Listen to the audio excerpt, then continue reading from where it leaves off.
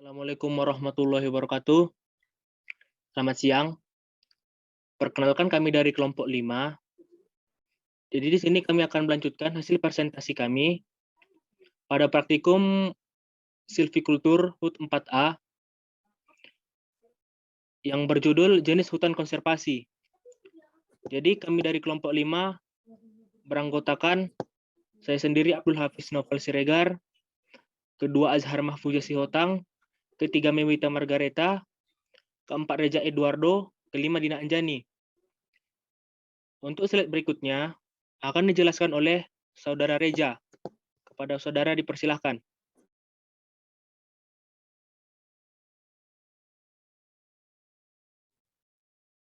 Taman Nasional Sebangau. Taman Nasional Sebangau atau TN Sebangau merupakan areal konservasi yang tergolong muda yang disahkan sebagai Taman Nasional melalui keputusan Menteri Kehutanan nomor 423 Menhub 2 2004 tanggal 19 Oktober tahun 2004.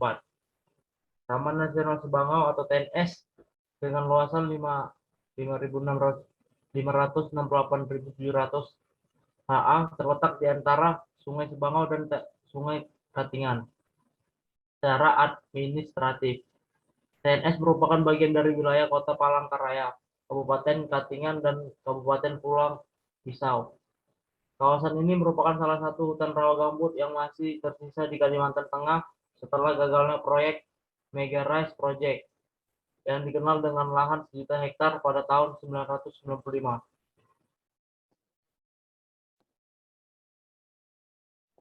Selanjutnya akan dibaca Mewita. Kepada Mewita dipersilahkan.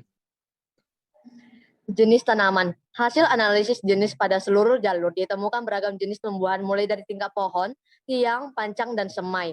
Pada 40 peta ukur di kawasan hutan Danau Punggulu Alas, Taman Nasional Sebangau tercatat sebanyak 2.253 individu, semua tingkat dalam luasan 2,10 hektar yang terdiri atas 69 jenis, 77 genus, dan 42 suku yang tersebar dalam berbagai diameter.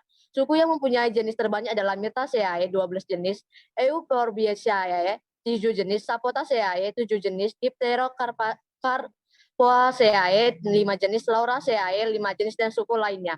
Beberapa jenis flora yang tumbuh di Taman Nasional Sebangau memiliki nilai ekonomis yang tinggi. Tumbuhan tersebut mulai dari jenis kayu hingga non-kayu.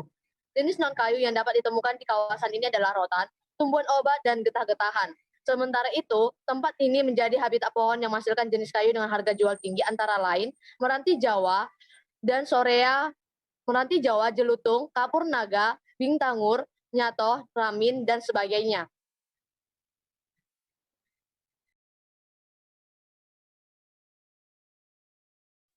Adapun tujuan penanamannya adalah 1. Sebagai sumber utama fungsi hidrologi di Pulau Kalimantan dalam menyerap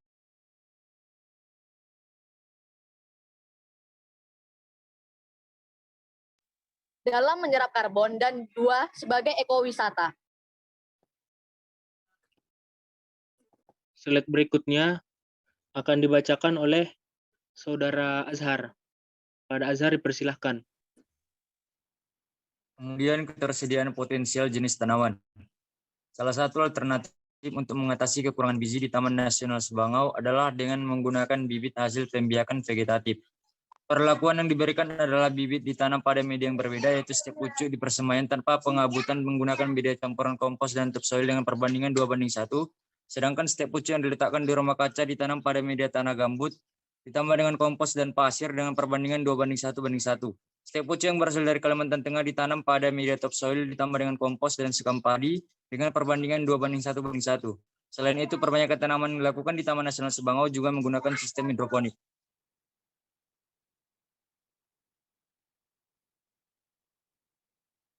Kemudian kemampuan tapak atau site. Taman Nasional Sebangau sebagai salah satu bagian dari Kalimantan Tengah dengan keadaan alam yang dimilikinya, sangat memungkinkan untuk menjadi habitat dari berbagai jenis tumbuhan, tanpa terkecuali adalah tumbuhan liana dan tumbuhan berkayu.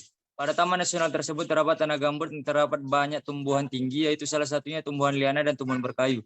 Pada lahan gambut merupakan suatu ekosistem yang unik dan rapuh, karena lahan tersebut berada pada suatu lingkungan rawa yang terletak di belakang tanggul sungai. Oleh karena itu, dalam lingkungan rawa, maka lahan tersebut senantiasa tergenang dan tanah yang terbentuk pada umumnya merupakan tanah yang belum mengalami perkembangan seperti tanah aluvial dan tanah-tanah yang berkembang dari tumpukan bahan organik yang lebih dikenal dengan sebagai tanah gambut atau tanah organik.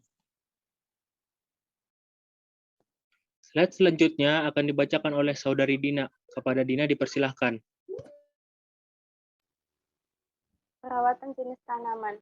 Terdapat program utama pada kegiatan konservasi di TN Sabangau yang bekerjasama dengan masyarakat, yaitu pembangunan tabat, bendungan atau dam dengan tujuan untuk menaikkan permukaan air agar lahan gambut tetap lembab, tidak mudah terbakar dan menciptakan kondisi yang mendukung tumbuh kembang vegetasi. Dalam upaya pencegahan kebakaran, pihak pengelola juga dibantu oleh masyarakat dalam memperoleh laporan dan informasi bila ditemukan keberadaan titik api. Masyarakat juga berperan aktif dalam kegiatan penanaman serta melakukan monitoring pertumbuhan pohon yang ditanam.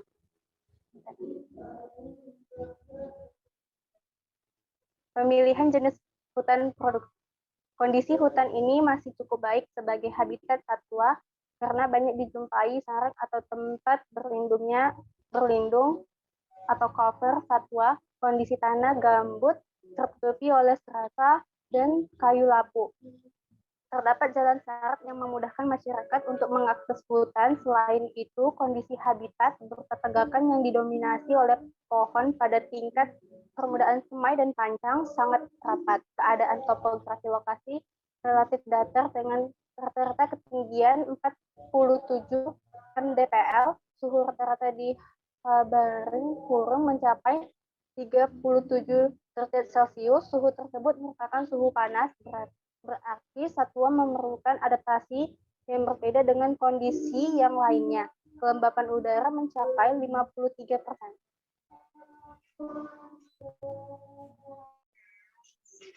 Sekian dari kelompok 5. Terima kasih kepada saudara dan saudari dari kelompok 5 yang telah menyempatkan waktunya menyelesaikan tugas kita. Mungkin sekian hasil presentasi kami. Lebih dan kurangnya kami mohon maaf. Kepada Allah kami mohon ampun. Billahi taufiq wal hidayah. Assalamualaikum warahmatullahi wabarakatuh. Selamat siang. Dari kelompok 5, kami akan melanjutkan presentasi kami. Untuk judul berikutnya, jenis hutan lindung produksi PT Riau Andalan Pulp and Paper. Berikut adalah kelompok 5, saya sendiri Abdul Hafiz Noval Siregar, kedua Azhar Mahfuzah, ketiga Mewita Margareta, 4 Reja Eduardo, 5 Dina Anjani. Untuk slide berikutnya akan dibacakan oleh Saudara Reja. Pada Reja dipersilahkan. Jenis tanaman. PT Riau Andalan Pulp and Paper atau RAP. Riau dikenal sebagai unit operasional bagian dari April Group. Mereka adalah salah satu produsen pulp dan kertas terbesar di dunia dengan beragam produk berkualitas. Satu yang terdepan adalah Paper 1TM yang dikenal di berbagai belahan dunia. Bahan baku proses pembuatan pulp pabrik Riau Pulp adalah kayu yang berasal dari kayu tanaman akasia yang bernama Acacia mangium dan Acacia crassicarpa dan Venusiferis dan Eucalyptus sp. Kayu yang digunakan perusahaan pada umumnya kayu keras atau hardwood. Sedangkan kayu lunak, softwood, digunakan dalam jumlah sedikit. Bahan baku untuk proses pembuatan kertas adalah pulp, yaitu pulp serat pendek atau hardwood dan pulp serat panjang atau softwood.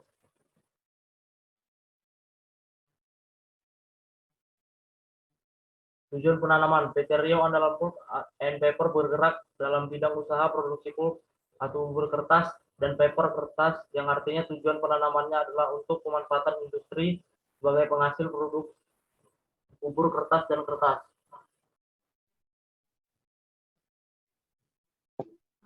Berikutnya akan dibacakan oleh Saudari Mewita. Kepada Mewita dipersilakan. Ketersediaan potensial jenis tanaman. Ketersediaan benih pada PT RAP yaitu berkapasitas 300 juta bibit. Hal ini dinyatakan oleh Presiden Joko Widodo pada saat mengunjungi Kerinci Nursery. PT RAP juga mengoperasikan jaringan dari 3 sentra nursery dan 6 satelit nursery yang memiliki kapasitas untuk memproduksi lebih dari 150 juta bibit per tahun.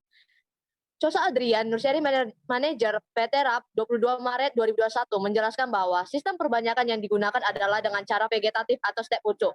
Produksi bibit di pusat pembibitan nursery PT Riau Andalan Pulp dan Paper atau disingkat dengan RAP dilakukan dengan 2 cara yaitu teknik cutting atau daun bibit di stek dan teknik seedling yaitu bibit asal biji. Teknik cutting atau daun bibit di stek lebih bagus dibandingkan teknik seedling karena mampu menghasilkan kualitas bibit yang sama.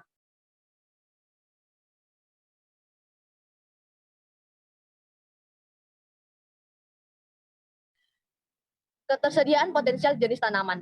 Ancaman dari pengelolaan biji adalah hama dan penyakit. Pengelolaan hama dan penyakit adalah bagian penting dari menjaga produktivitas hutan tanaman. Ancaman utama untuk pohon akasia yaitu busuk akar, Ganoderma keratositis, dan hama serangga khususnya Helopeltis.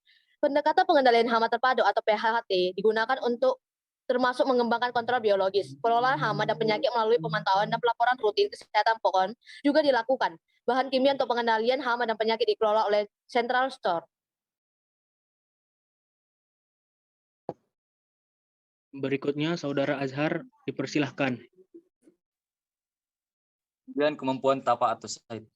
Dalam upaya mendapatkan hasil yang baik, diadakan kegiatan pemupukan tanaman pada masa awal pertumbuhan tanaman dan pemeliharaan tanaman dengan cara pemberantasan gulma atau weeding dengan menggunakan bahan kimia. Tanaman HTI sebagai bahan baku industri kertas akan dipanen setelah tanaman berumur 5 atau 6 tahun. Kegiatan-kegiatan tersebut tentunya menimbulkan dampak yaitu berupa terjadinya penurunan ketebalan gambut sebagai akibat pemadatan dan terlarutnya sisa-sisa bahan kimia pada saat pemupukan dan pemeliharaan tanaman.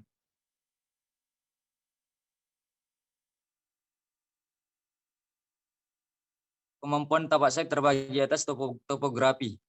Yang kategori agak datar dengan lereng berkisar antara 1-3% dengan beda tinggi. Kemudian curah hujan. Hari hujan bulanan di kawasan ini berkisar antara 7-17 hari dengan jumlah hari hujan tahunan sebesar 138 hari. Kemudian suhu udara.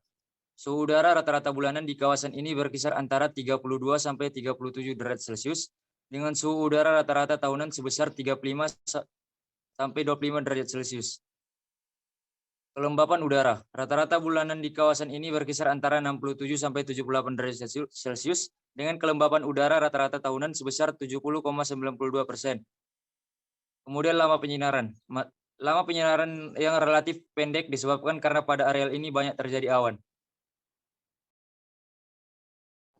Selanjutnya dilanjutkan oleh Dina. Kepada Dina dipersilahkan.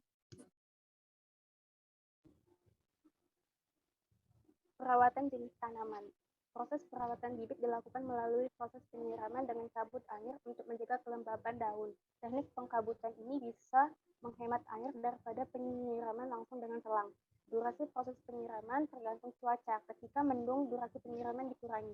Pada usia 5-6 minggu sudah mulai dilakukan penjarangan dan pemilahan bibit berdasarkan ukuran. Hal ini berfungsi untuk mempermudah perawatan. Bibit yang tumbuhnya tidak bagus akan disingkirkan. Setelah berumur 9-10 minggu, bibit akasia siap ditanam di lapangan.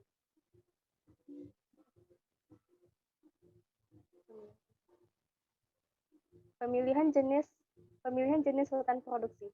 Untuk pemilihan jenis di hutan produksi sudah pas. PT RAPT memastikan areal tanaman ditanam kembali sangat cocok karena sangat penting bagi pasokan kayu yang berkelanjutan dan untuk mempertahankan tutupan vegetasi.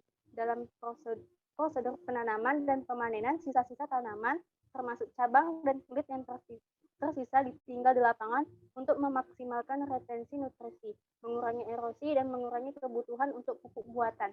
Budidaya hutan tanaman membutuhkan penambahan pupuk untuk mempertahankan dan meningkatkan hasil.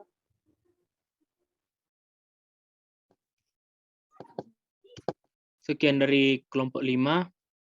Terima kasih telah menonton. Lebih dan kurangnya kami mohon maaf. Kepada Allah kami mohon maaf ampun. Billahi taufiq wal hidayah. Assalamualaikum warahmatullahi wabarakatuh. Assalamualaikum warahmatullahi wabarakatuh. Perkenalkan kami dari kelompok 5. praktikum silvikultur dari kelas HUT 4A. Jadi, pada kesempatan kali ini, kami akan menjelaskan tentang hutan lindung Sungai Wain yang kelompok kami beranggotakan. Pertama, saya sendiri Abdul Hafiz Novel Siregar, kedua Azhar Mahfuza Sihotang, ketiga Mewita Margareta, keempat Reja Eduardo, kelima Dina Anjani. Untuk slide selanjutnya akan dijelaskan oleh Saudara Reja. Saudara Reja dipersilahkan.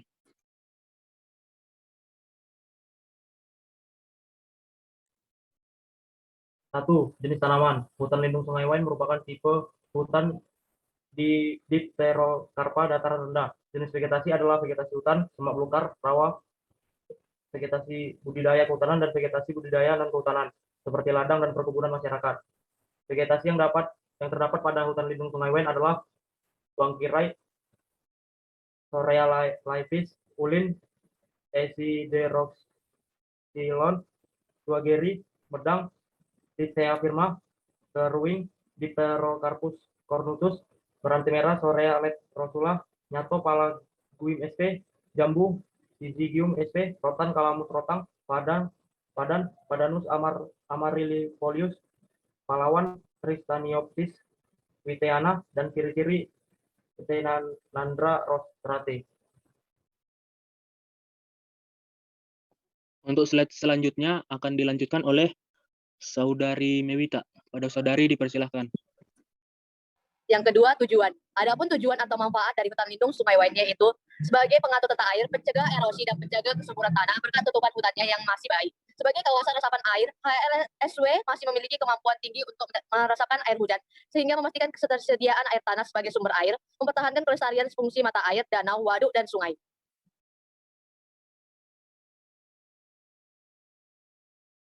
Yang ketiga, ketersediaan potensial bibit. Perbanyakkan tanaman di hutan lindung Sungai Wain ini dengan cara rehabilitasi hutan dan lahan yang dimaksudkan untuk memulihkan, mempertahankan dan meningkatkan fungsi hutan dan lahan, sehingga daya dukung produktivitas dan peranannya dalam mendukung sistem penyangga kehidupan tetap terjaga.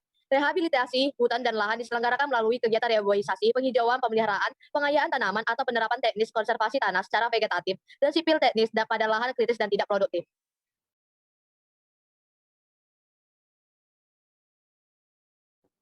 Selanjutnya akan dibacakan oleh Azhar Mahfuza. Pada Azhar dipersilahkan. Kemampuan tapak atau site.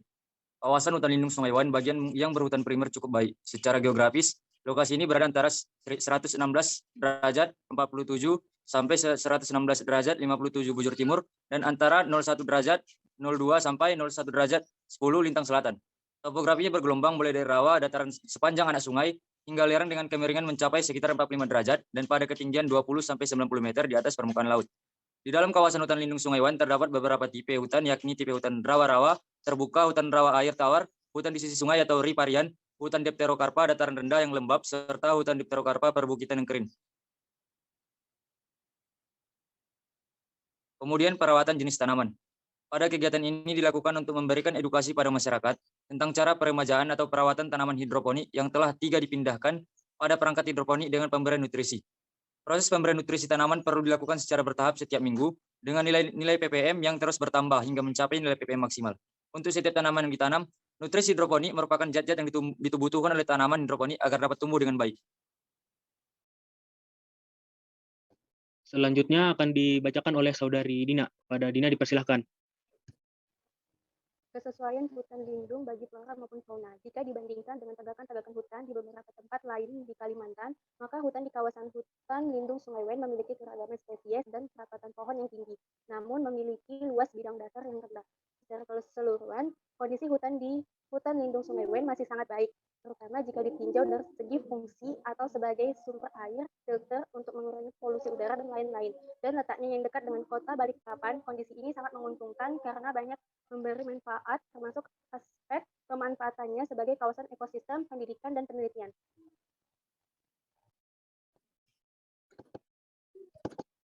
Sekian presentasi dari kelompok kami dan kelompok 5.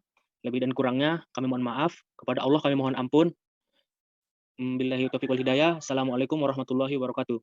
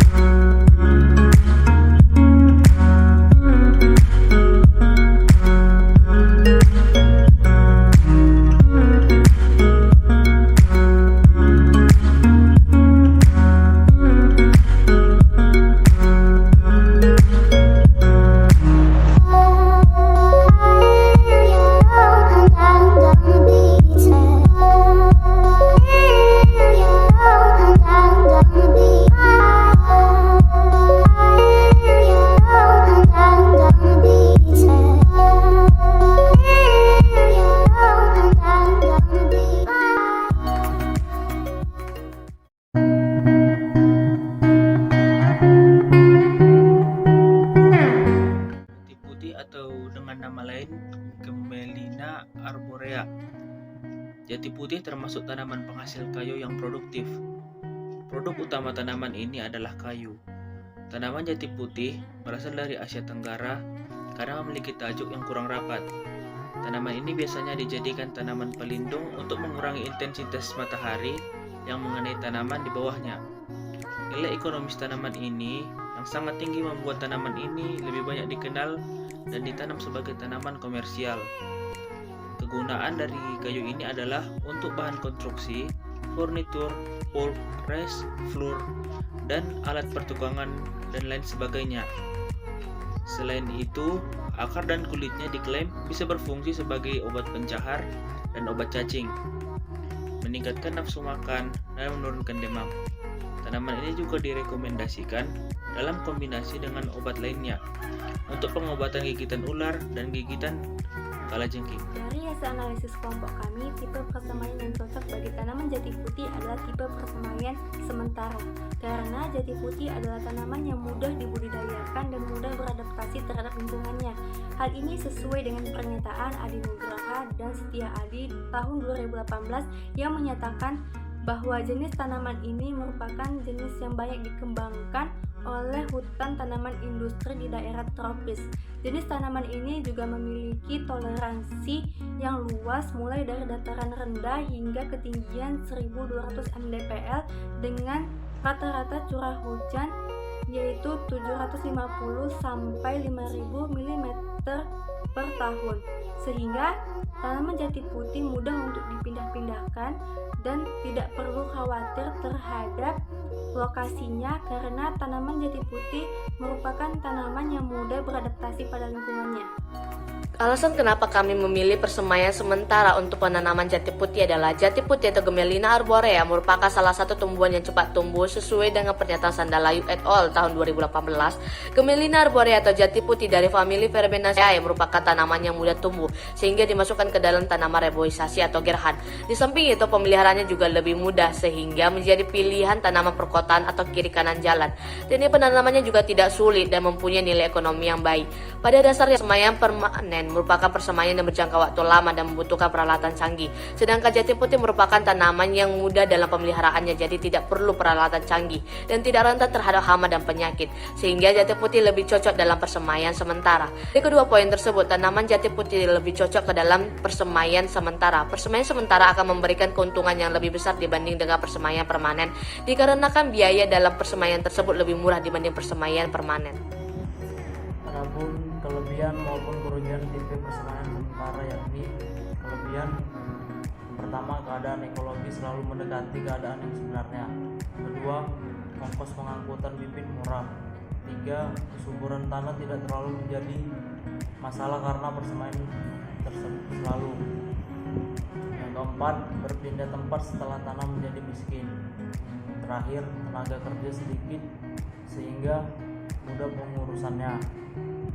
Kemudian yang kekurangannya, yang pertama seringkali gagal karena kurangnya tenaga kerja yang terlatih. Lokasi persemaian terpencar menyulitkan pengawasan. Kemudian yaitu kondisi areal penanaman jati putih. Penentuan lokasi persemaian harus didahului dengan observasi lapangan. Untuk memilih lokasi persemaian yang baik, beberapa persyaratan yang perlu dipertimbangkan seperti jenis persemaian, permanen atau sementara, letak lokasi persemaian, jalan angkutan, luas persemaian, sumber air, media tempat tumbuhnya, dan kebutuhan bahannya.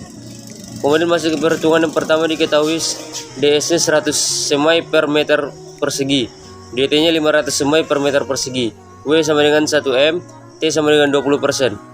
Contoh jenis pada kelompok kami yaitu jati putih atau Gmelina arborea yang memiliki jarak tanam 5 x 5 meter, jumlah benih per kilogram 1528 benih per kilogram, persen kecambah 85%, persen jadi bibit 80%, luas penanaman 100.000 hektar.